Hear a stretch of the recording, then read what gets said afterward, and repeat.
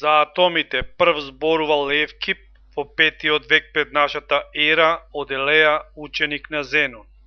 Атомистичкото учење го развил Демокрит, кој живеел од 460 година до 370 година пред нашата ера од Абдера. Левкип и Демокрит не се согласувале со учењето на елејската школа за непостоење на небитието.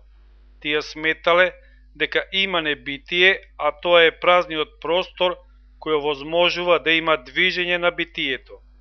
Атомизмот учи дека небитието е ништо, неопределено, додека битието е нешто определено. Зборот атом значи томос, неделиво, неделиво. Постојат различни атоми во различни форми, големини, квалитети, положба.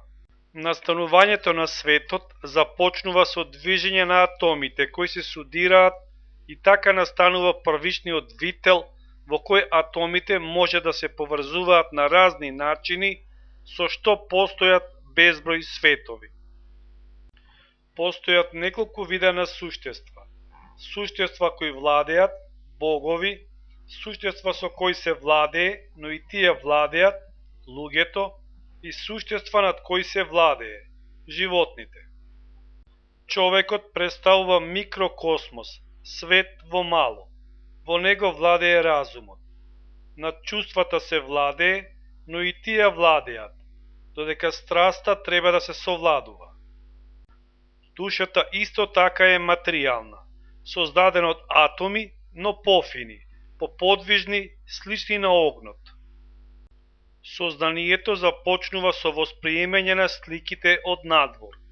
Од предметите се оделуваат малечки сликички, кои ни сетилата влекуваат во нас и создаваат одредена представа. Тоа сознание е темно, а само разумот дава вистинско сознание.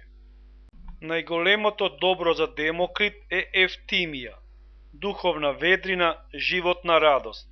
Главниот метод за постигнување на ефтимија е мерата, умереност во барањата.